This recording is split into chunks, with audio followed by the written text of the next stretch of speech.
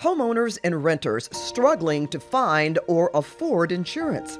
Action has to be taken, and it has to be taken soon. Major insurers withdrawing or restricting coverage. And they saw all the patches that I had in there, so they canceled me out. Others simply pulling coverage altogether. We were in an area that they couldn't provide insurance to any longer. What's available is expensive or not enough.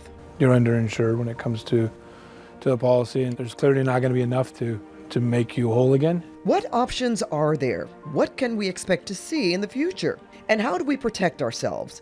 We'll be answering these and more questions in the next hour. Times have really changed. The market that we have today does not look like anything that we had ever seen. We can't solve the affordability problem until we solve the availability problem. Thousands of families are sinking every day into ever greater financial ruin, not because of the fire, but because of the failures of their insurance companies.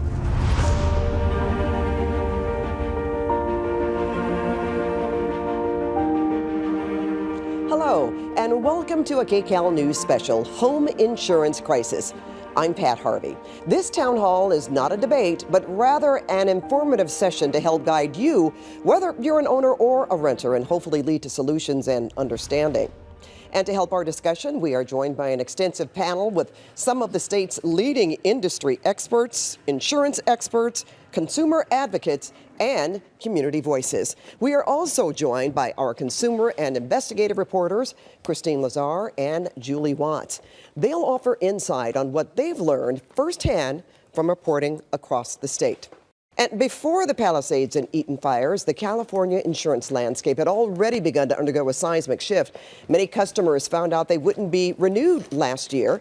And since the fires, the crisis was exacerbated. And now even those who are still insured are fearful of what the future may bring. Will they still have policies when it comes time for renewal? Will their premiums skyrocket? And do they even have enough insurance if a disaster strikes? These are just some of the many questions we'll dive into. Before we begin, though, I want to point out that we did invite all of the top insurers in the state, including the Fair Plan, State Farm, and Mercury, but they declined to participate. So with that, we will begin. And Joy Chen, I want to start with you. You are the Eaton Fire Survivors Network spokesperson. So I want to ask you, what is the biggest concern that you're hearing from people regarding the insurance issues? So the Eaton Fire Survivors Network is a community of 2,500 displaced families. We've now reached out to the Palisades, and now I'm representing families from both Eaton and the Palisades fires. And what we are seeing now, 5 months after the fire, is that whether any individual family is recovering or not depends largely on which insurance carrier they have. So, for example, my family is with USAA, and we suffered smoke damage. And after 4 months, USAA sent in remediation company, sent in individual independent hygienist, which found more problems. The remediation came in again, hygienist again, and we're back. But thousands of families are sinking every day into ever greater financial ruin, not because of the fire, but because of the failures of their insurance companies to fulfill their contracts. Okay, that's not all companies, just some. Well, for you and your family, you obviously have the right company. We are so lucky. And you know the right questions to ask of these people. Yes. So, Tony Signorelli, you're with the Department of Insurance, and you're the Deputy Commissioner for Consumer Services and Market Conduct. Where were we before the fires, and where are we now for insurance availability and renewals? Well, certainly as a result of the fire, there's definitely increased concern by the insurance industry as to the risk that's out there. And so with regard to the people that live in LA County, though, there are moratoriums in place for the next year for those that are within those fire perimeters and adjacent zip codes. There's also, if you had a total loss, you have a 2-year right to renew your policy, so they're protected in that sense. And then hopefully the goal is for people to rebuild with home hardening techniques and hardening contracting techniques to be able to meet the insurance company's requirements for having more options with different companies, better discounts, that sort of thing. Okay, and home hardening, obviously, to make your home, the surrounding area, more fireproof. We're going to talk about those kinds of things later in this broadcast, but that's very important to know because I know a community up in Northern California has done just that, and they're doing much better. Rex Frazier, I want to ask you a question. You're president of the Personal Insurance Federation of California. So what are some of the reasons insurance companies are not renewing people, and is this trend expected to continue? Well, certainly we don't hope it continues.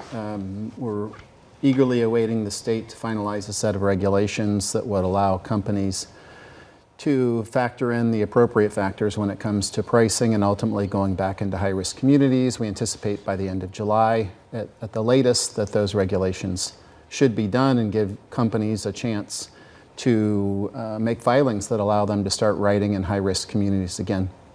I would say the real change in the market I saw started in about mid-2019. After Woolsey. Well, yeah, after the 2017 Northern and Southern California fires, there wasn't really a perceptible change in the marketplace. It was really after 2018, and I think the insurers started wondering, will events they thought might happen every 100 years start happening every 5 or 10 years? And that definitely led to a big change in the market, that uncertainty. Yeah, and certainly we've seen fires. We now say that it's all season long or all year long as opposed to from October to December, exactly, which had been the case for many, many years. So Harvey Rosenfield, you're a founder of Consumer Watchdog, and you were instrumental in writing legislation that shapes how the insurance industry runs in California, as well as its consumer protections. What do you think the state is doing wrong, and how do you propose to fix it? There are two things your viewers need to know about insurance. The first is that insurance companies make most of their profits from investing our premiums. So they have an incentive not to pay claims promptly because they get to hold on to that money, sits in the bank, when it really should be paid out immediately to people who need it.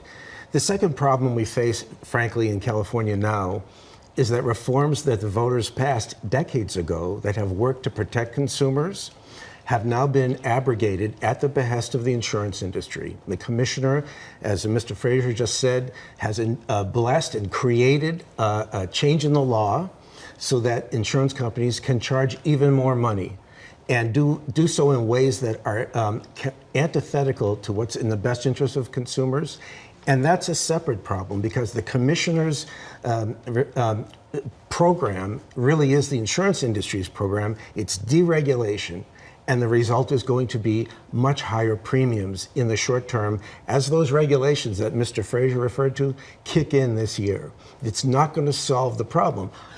It's just common sense. If rates go up, less people will be able to afford coverage. And that's the opposite of what we really need to do here in California. Okay, listening to that, it's what can we do about it, though? You know, you talk about what they were regulated to do. They take our premiums. That's supposed to go into a reserve. Right. So when you have an issue, like a catastrophe, they're able to dip into those reserves and find money. Mm-hmm. But it seems like we've had so many lately that meet that level of catastrophic action. The coffers are what, replenished? I mean, how do you, go ahead. Well, I mean, to take both problems, and Joy's kind of an expert as a survivor of these fires, as a consumer in this environment, you have to be very vigilant that your insurance company complies with the law. You can't take no for an answer. You have to insist and assert your rights. The insurance companies count on you not doing that. Yes. They want you to just walk away, to get frustrated or exhausted. At the more important, not the more important, but at the broader level, what can we do about higher rates? I mean, that's just Consumer Watchdog, where I work, spends every day challenging insurance companies that are trying to overcharge people. Mm-hmm. And we're asking people to send us their complaints. The Department of Insurance is getting complaints, we know this. We're trying to monitor this process and, as much as we can, protect the public against misbehavior by the insurance companies. But it's a long process, and the danger is here that by the time all these new regulations take effect and rates go through the roof, people aren't going to be able to afford it. Go ahead, Joy. Yeah, I mean, I think what Harvey is saying here is what we're seeing happen with Eaton and Palisades Fire families, which is that we've paid our premiums for 20 years, 30 years, expecting that if disaster struck, our insurers would be there. But in the case of so many thousands of families, their insurers are not there. And unfortunately, Commissioner Lara, who we elected to protect California families, has been giving rate hikes, continuing to give these rate hikes without investigating and making sure that companies are actually delivering the service that we pay for. There was just an emergency rate hike for the largest insurer in the state, State Farm, which Commissioner Lara acknowledges is the worst actor, that he's gotten the most number of complaints of any private insurer. We submitted to Commissioner Lara 400 firsthand accounts of State Farm's delays, denials, many of them apparently illegal.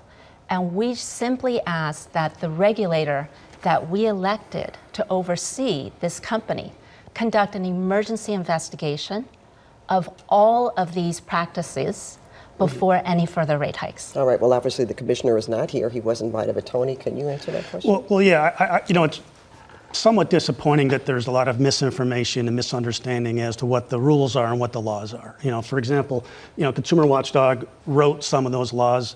We're following the laws that he wrote. So he may have an issue with that, but we're really following the formulas and the laws. It's very complex with regard to rates and premiums. Premiums are already increasing before any of these other new things come into play with regard to catastrophe models, reinsurance, and those sorts of things. And people were already having availability problems. We can't solve the affordability problem until we solve the availability problem. Once we solve the availability problem, you'll have more companies competing, because in order for insurance companies to use these new tools that the new regulations will allow, they have to commit to writing more policies in these distressed areas. So that's really the goal. Okay, Harvey is shaking his head. You don't see that happening? We looked very closely at those regulations that Mr. Signorelli is talking about, and the commissioner has gone around the state promising, if I'm going to deregulate the insurance companies, and in exchange they're going to sell more policies. But there's loopholes in those regulations that would allow an insurance company to sell no more policies. Rex, Yeah. I want you to answer a question, because you said something earlier about having 2 years to file or 2 years on your claim. You made a mention of 2 years. Can you explain? Maybe Tony did? Okay. Yeah, the 2 years it applies to people that had a total loss of their home. They're allowed to get the next 2 renewals. Okay. So that just protects them from losing their policy. All right. I mean, I think the important thing to remember, well, first of all, to the previous comments, the new regulations that are coming online, they have nothing to do with the price increases that we've seen over the last several years. Those have been under the rules that Consumer Watchdog wrote. So I don't understand the point he's trying to make. But moving forward, it's important to remember the Department of Insurance, under the Consumer Watchdog bill that sets the law of today, it requires the state to play 2 roles. One is to make sure the state protects against excessive rates, and the other is to make sure that insurance companies have enough money to pay their claims and that their solvency is not jeopardized. So in the State Farm example that they were talking about, just look at what the judge said in recommending approval of the rate increase. It said their solvency was incredibly jeopardized, and that in the absence of a rate increase, are they going to be there? So we have 2 things to consider here, and if the answer is always going to be in a hotter, drier future, we're going to have, fewer claims? When you have homes built near burnable things, we're going to have fewer claims? No, we're going to have more claims in a hotter, drier future. That's going to mean more insurance losses, and that's going to mean you have to find a way to fund those. Okay. Joy, before I let you speak, I do want to get in some phone calls. We did have a phone bank yesterday, and a number of viewers called in. And when I say a number, I want to say about 500, I believe, in just the first 3 hours. So I'm going to go with one of their questions, because we think it's important to get to that. And it's about the viewers and how we can help them. This was from Cynthia. She asked, can an insurance company drop you because you filed a claim? Who wants to go? I can Okay, start. Tony. Well, first it's going to depend on your insurance company. For the most part, the fact that you filed a claim isn't enough reason to non-renew you, let's say, or cancel your policy. However, if you have more than one claim over a period of time, there are some companies that will non-renew you in those certain situations, depending on what kind of claim it is. If it's And like, that's in the small print. That's for you to read when you file, when you get your insurance. Yeah, it's when you get your insurance. Also, you may get a notice after you've had a claim as to how it may work if you have another claim and that sort of thing. But it is confusing to people. We admit that, and that's why if people feel that they're in a situation like that, they certainly should give us a call and let us walk them through it. So, but does that happen? I mean, are people getting canceled? Well, just for one claim? It depends on the size of the claim and the type of claim. You know, for example, if it's a huge water claim where there's low maintenance on the water system and the pipes, then it may result in the insurance company saying that's not the kind of home we want to insure. But it's more the exception than the rule, a single claim. And well, I was going to say, would they talk about that when you go to get that insurance? Would they tell you that we're not, okay, Harvey's shaking his head, like we're not going to pay for certain types of incidents, like a water claim? Yeah. No, I mean, should the consumer know that though? I mean, if you're a lawyer and you have a few dozen hours to read the policy, they can figure it out. But when you go in there, it's all about buy the policy. Some companies are reputable. A few companies will stand by the policy.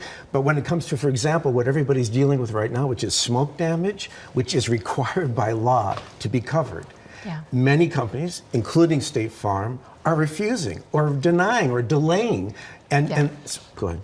No, I don't want to cut you off, Harvey. No, please. I mean, I think what this is getting at is the basic problem that many companies are simply not fulfilling their contracts to their policyholders.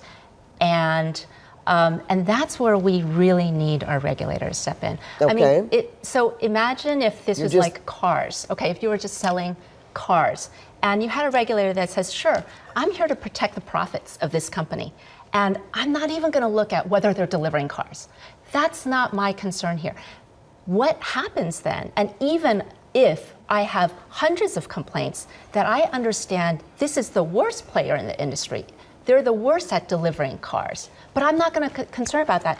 That green lights systemic abuse, and it sends a message to every policyholder. We're going to talk more about that, but how do we answer Cynthia's question?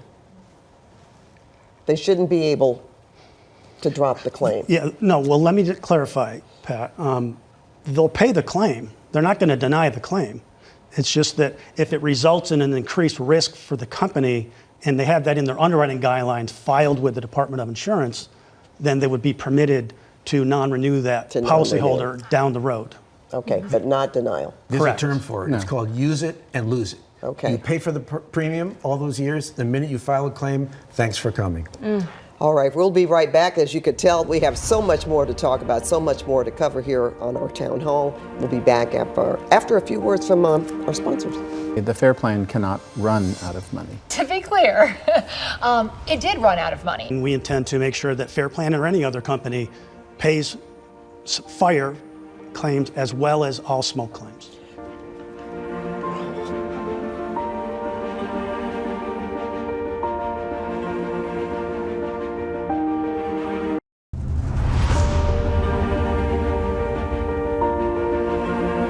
The reason all of us should care is that we're now on the hook, all of us, in case the FAIR Plan runs out of money. Which it did, which it has. That's right.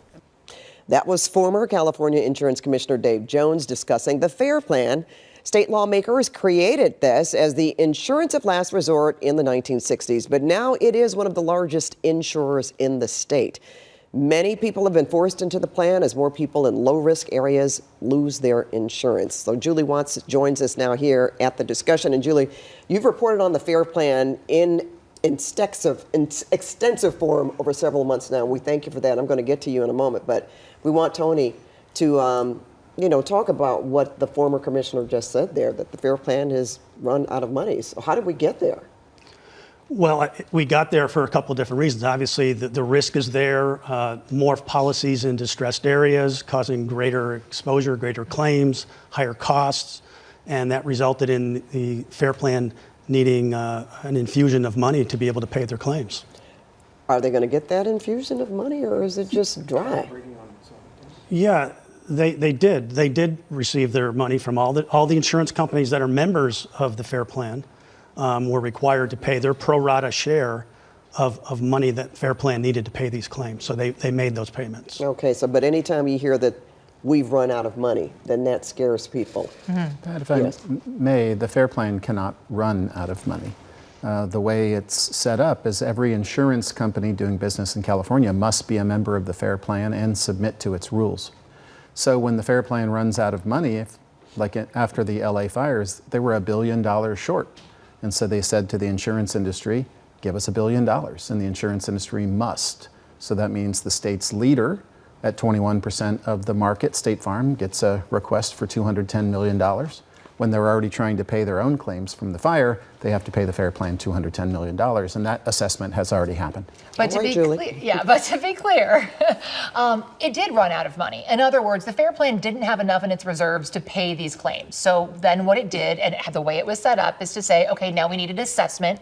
All the insurance companies, you pay us. But what happened just before the fires, days before the fires, a new regulation went into effect. And that regulation says now the insurers can go to the Department of Insurance and say, hey, we need to be reimbursed by our ratepayers. So for instance, I have State Farm. If State Farm now has to pay all this money to reimburse the Fair Plan, State Farm can then request from the Department of Insurance to charge me, one of their customers, even though I don't have the Fair Plan. But there's an important thing. Prior to this change in regulation, the way it used to be is that insurance companies would just go to the Department of Insurance and ask for a rate increase. Okay, but that's not happening. Well, that's what would happen in the absence of this change, where the commissioner said he didn't want a Fair Plan assessment to result in a permanent increase in rates. He wanted to do it on a one-time basis. And even then, the insurance company had to eat half of that amount. So it's a very big change from the way it was, let's say, after Northridge earthquake. There were fires following the earthquake, and companies had big fire losses after Northridge. And you had companies that were increasing their homeowners insurance rates to pay for those Fair Plan assessments they had to pay. So this commissioner said he didn't want that, and he didn't want permanent rate increases.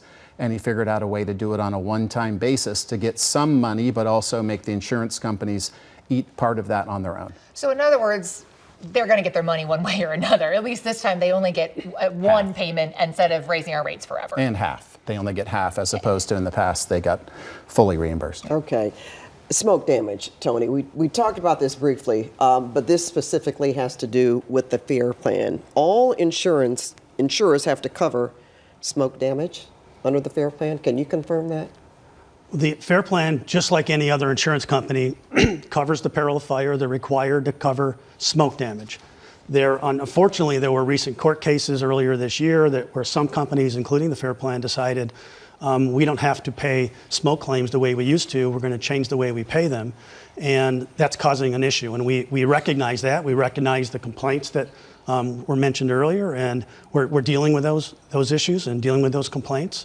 And we intend to make sure that Fair Plan or any other company pays fire claims as well as all smoke claims. Well, Julie, you have been doing a lot of investigating, and you found some very secretive, is that right, saying that? A secretive nature about the Fair Plan?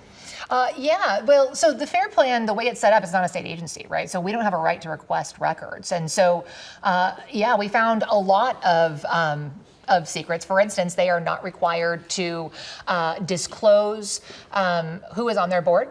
They are not required to disclose their financial statements like basically every other insurer in the state. And so we looked at this. We also found that they are not required, but we asked who was on the board several times. They wouldn't tell us.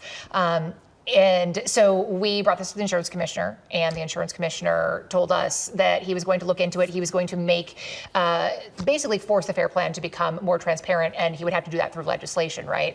What I think is really interesting, though, and the reason this matters to us now, right, is that traditionally, as we talked about, if the Fair Plan ran out of money, the insurers covered it. Well, now with this new regulation, we're on the hook when the Fair Plan runs out of money. And so suddenly the Fair Plan's finances impact us all. Mm-hmm. And their board meetings are private, their minutes are private. We really don't have any information about when we might be on the hook for this money. So actually, as a result of our investigation and the insurance commissioner stepping up and saying he was going to take action, they have now voluntarily increased transparency. They have published some audited financial reports. We do now have a list of all the insurers who are on the Fair Plan's executive board. We don't know the people, but we do have a list. So baby steps in the right direction. But yeah, there were some real concerns about how secretive the Fair Plan was, especially when it came to finances, especially now that we're all on the hook. Okay, so now people can get more information by going to their website? Yes, the Fair Plan has it posted on their website, and you can also go to the Department of Insurance website to get this information as well. Okay. But we are not done talking about the Fair Plan, folks. In fact, as well as some viewer questions that we're going to get to next. When you hear rates go up, you think, oh, it's the Department of Insurance. But there are so many nuances here. They can't allow rates to be so low that a company's solvency is jeopardized. They can't allow them to be so high that they're excessive rates. Once there's more competition, our hope is that the rates will go down at that point.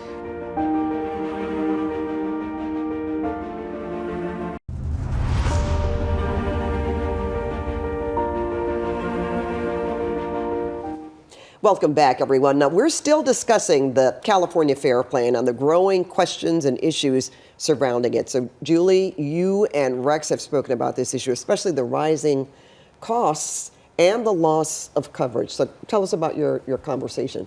You know, it might surprise a lot of people, and we've talked about this in depth, but Californians actually spend, on average, less for homeowners insurance than people in 19 other states, even though it costs so much more to rebuild here.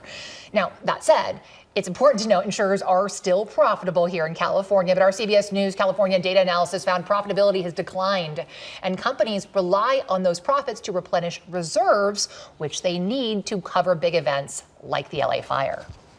If we were paying more right now for insurance, we wouldn't be in this situation. That's 100% what I'm saying. And I've been saying that for years. How can we simultaneously say we're in a changing climate, we have really expensive homes that are built next to a lot of burnable things, and then act like, oh, there's going to be no impact on rates? That's ridiculous. Now, Rex, we've chatted quite a bit about this.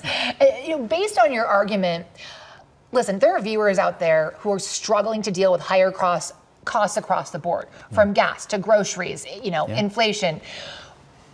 We can't just afford to keep paying more. But what I hear you saying is, well, we have to pay more. But are we going to have to pay more indefinitely? Like, what's the fix? Well, that's certainly not viable to think that we can just indefinitely pay more. I think we'll see one more round of rate increases once new rules allow companies to look at, for instance, projecting their future losses based on what a climate looks like in the future. But after that, simultaneously with that, companies are going to be filing for how are they going to start writing in high-risk areas again.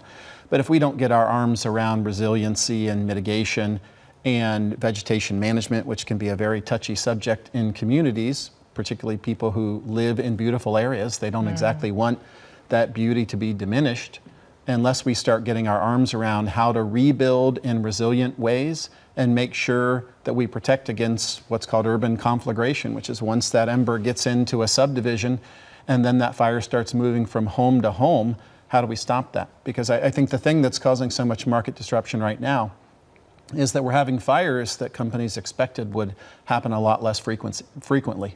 But yet if they happen each year, year after year, there's not enough money in the system to stay solvent. Do we have enough money to really deal with the vegetation, to deal with that management? In other words, we know global warming is real. So is it just a losing battle? Are we ever going to get to a point where we're not dealing with this issue and insurers won't keep raising rates? Our members don't believe that we have an uninsurable future. We just have to have normal rules that every other state in the country has, right? We're anomalous. We have unique rules that don't allow companies to plan for that future. We also have lower rates and better policies because of those rules. Well, we have lower rates and there's a consequence to that. Remember, the state's role is to make sure that rates are neither inadequate nor excessive. And to the extent they become inadequate and we have rebuilding costs that outstrip the ability of companies to pay, we're going to have less companies doing business here. And so that's a self-inflicted wound if we don't address that. I wanted to mention that as well. You throw in inflation, you throw in the cost of rebuilding structures. We could have supply chain issues, which we're having a lot of issues that have happened just over the last year or so, and we're still seeing what makes ramifications of some of that. What makes me most nervous is when we look at people rebuilding in Los Angeles. We're hearing quotes from contractors that could be $800-900 a square foot, and who realistically buys that amount of insurance? And we've heard so much that $350 per square foot. If you have that, then you're good. Well, that's not in California, the case, especially not anymore. No. Right? Because it's like at least $800 from what I've heard in the Palisades, and at least maybe $500 per square foot in the Eden fires. Yeah, and so that well exceeds that $300. Yeah, and this is a common worry. Certainly, if you think about the San Diego fire in 2003 when Scripps Ranch burned. Yeah.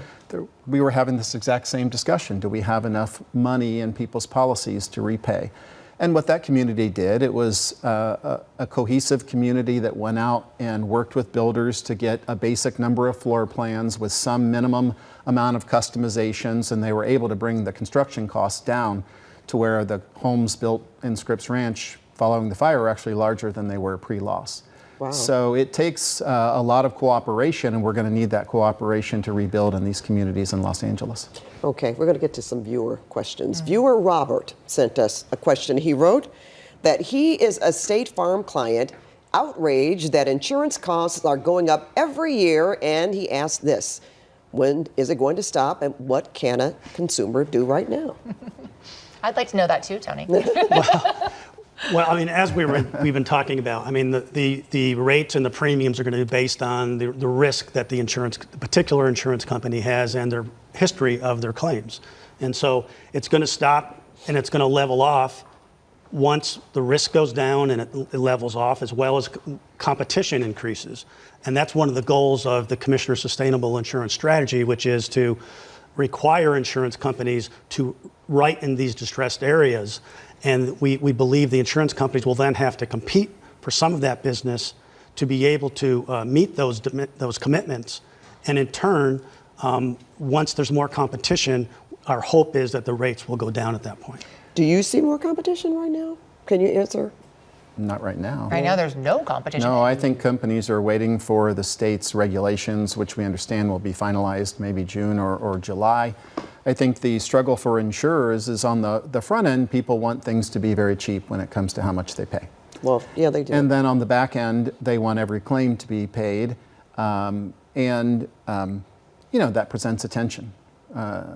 And so I've seen so many disasters by now. What I can tell you is that two things are for certain. There's going to be some policyholders that have bad claims experience, and there's going to be some policyholders who want to take advantage of a situation. So would you say to this gentleman that called in to shop when he says... Well, absolutely shop, but I think right now the market is so constricted that these regulatory changes are what we need to at least give insurers an opportunity to start competing again, which right now it's difficult to do. All right, this is for you, Tony, because this has to do with what we're talking about. The Department of Insurance recently approved an emergency rate hike for State Farm. In fact, up to 17% for homeowners, 15% for renters, 38% for rental dwellings. So what led to the approval, Tony, and what's your response to viewers like Robert? Well, the rate approval process is a very complex, it's formulaic. And so it goes in front of administrative. This went to a hearing because it is an emergency request. The Commissioner sent it to hearing. It goes through an administrative law judge who follows the law and the rules that we previously mentioned that are in place. And then based on the math of it, based on the numbers and the solvency situation of a particular company, the judge comes down with a decision as to whether to approve it, disapprove it, or approve it a certain amount. I think they approved a little bit less than what was requested. And now it's going to a permanent hearing where it's going to get a deeper dive into the solvency of that, the financial stability of that company to determine the accuracy of the emergency declaration that was made. You know what I found interesting in my reporting is everybody says, when you hear rates go up, you think, oh, it's the Department of Insurance. But there are so many nuances here. And there are many cases where they don't have an option to say no, or they don't have an option to act in a way that we, of course, as consumer advocates, wish they could and they would. And that would require lawmakers and changes to legislation. Well, I mean, there's a limit to what the legislature can do under Proposition 103. Which is the ballot measure that controls this. And so it's really the Department of Insurance's regulations. And under the regulations, they're very clear the Department of Insurance has a dual role. They can't allow rates to be so low that a company's solvency is jeopardized. They can't allow them to be so high that they're excessive rates. So they have a responsibility to implement the regulations that are in place today. And those are controlled not just by their own decision, but they're controlled by the Constitution. So, okay, I'm going to take another quick break. We have a question for everyone here. If you can get a policy, what do you actually need to make sure you're covered, and what can you get rid of? How you can save money and make sure you don't end up underinsured. Actually, average 2/3 across the country have been estimated to be underinsured. So the insurers know this is a problem. No matter where you are in California, and we'll talk to people that say, I'm not in the hills, there's no fire. The house can burn. Don't go into it as a fight. Go into it more as I need to find out all the information I can get.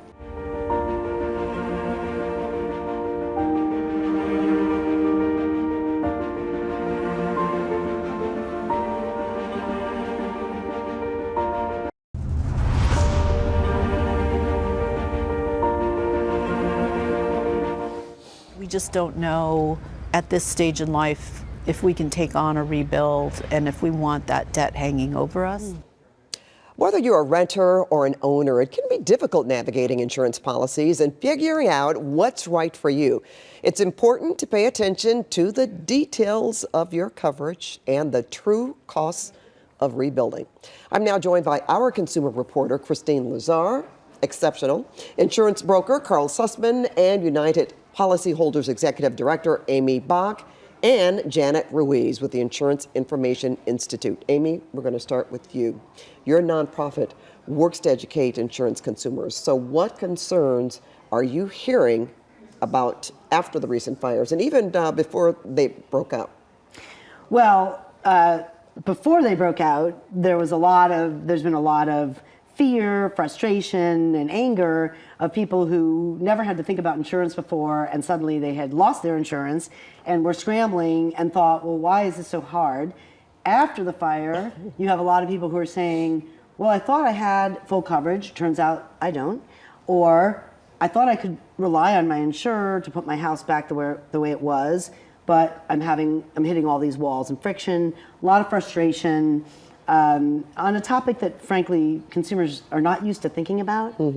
So we've been spending a lot of time at United Policyholders problem solving for consumers, informing consumers, and then working with the partners in this space that are also looking for solutions. Are you finding answers? Yes, to some degree we are. Okay. I think, yeah, to some degree we are. I think from my perspective, I've been an insurance consumer advocate now for many, many years, so probably almost 40 years. And times have really changed. The market that we have today does not look like anything that we had ever seen. So we are in a time of great change. But I think that we're rising to the occasion. I think the people who have the good intentions to bring solutions, things like hybrid government-private, right? You know, the property insurance system is provided by for-profit companies. There are going to be limitations to what they're willing to do, who they're willing to insure, and government has to be part of the solution, which isn't always popular, everywhere. With private companies, right? That's for sure. Right. Okay, this is a really important question for Carl. You're very well versed with everything insurance. Costs are rising, as Amy mentioned. Getting insurance is getting harder. What do people actually need in their policies, and are there things that they can do without? For example, we know a lot of people in California don't have earthquake insurance. But right now, what are the things that you can tell people, you need this for sure, Others, maybe not so much. Well, it's important to be sure that they have coverage for what's going to be a loss. That's it, simple, just like that. As long as you know what the loss is going to be, buy coverage for that. But with all seriousness, there are some basic things that I think everybody wants to be sure they have. Fire insurance is definitely one of them. No matter where you are in California, and we'll talk to people that say, I'm not in the hills, there's no fire, the house can burn. Believe me, fire insurance is the primary peril. It's the #1 peril that's been around the longest. Properties burn. So fire insurance is one you definitely want to be sure that you have. On top of that, depending on where you are, you might also want to be looking for a flood insurance policy. That could be either purchased through FEMA, which you can get through an independent broker, or you can purchase it through an independent company that offers flood insurance. Again, homeowners policies can cover water damage. However, they will not cover flood damage. Okay, there's a difference there. Yes. Is there anything else in that homeowners insurance policy, though, that you would look at and say, we don't necessarily need that in particular? Well, I think if you're looking to pare down a homeowner's policy, a standard policy to try and save some money, one of the things you can do is look at things like the other structure. Most policies will come with a percentage that is included for things that are not attached to your house. And if you don't have anything that's detached, like a garage or a swimming pool, things like that, you can look to lower that coverage. Or if you have personal property coverage, again, it's usually a percentage of that dwelling amount. If you look and you say, I don't have $500,000 in personal property, then see about lowering that coverage down as well, because there's no reason to pay for it if you don't have it. That's really important. I'm so glad that we talked about that. Now, Janet, your members are the insurance companies, and the public perception of insurers right now, what's not so good. So how can the two groups successfully work together to help the consumer? It's really important to pick an insurance company, look through their websites, find out what they're all about. Most of the perceptions are usually because maybe somebody had a bad experience or didn't get what they thought they deserved.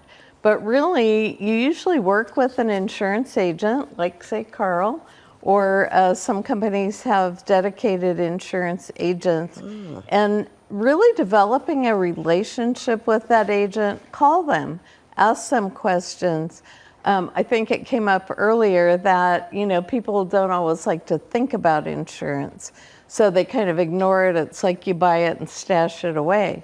But now I think we're all seeing that we need to be more involved in our insurance. So really take the time to get to know your company, your agent. Now, if you're in a claim situation, really talk to those insurance adjusters, have lists of questions, really maximize your time with them. So don't go into it as a fight, go into it more as I need to find out all the information I can get. I hope people are listening to this when you said talk about, find out about the adjusters. For example, are you going to send one adjuster or many?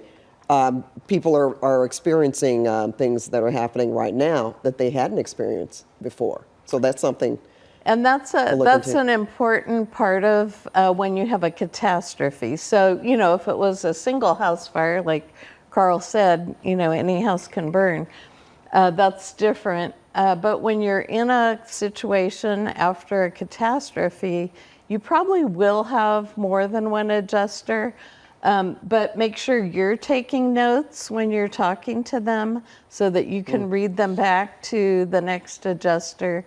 And then ask them, are you putting this in your system? It's really a back and forth conversation. And since it's new to people and they're in a very difficult situation, they've lost everything or a lot of things, they don't think to do that. And so that's what I always recommend is really have good conversations, keep really good notes.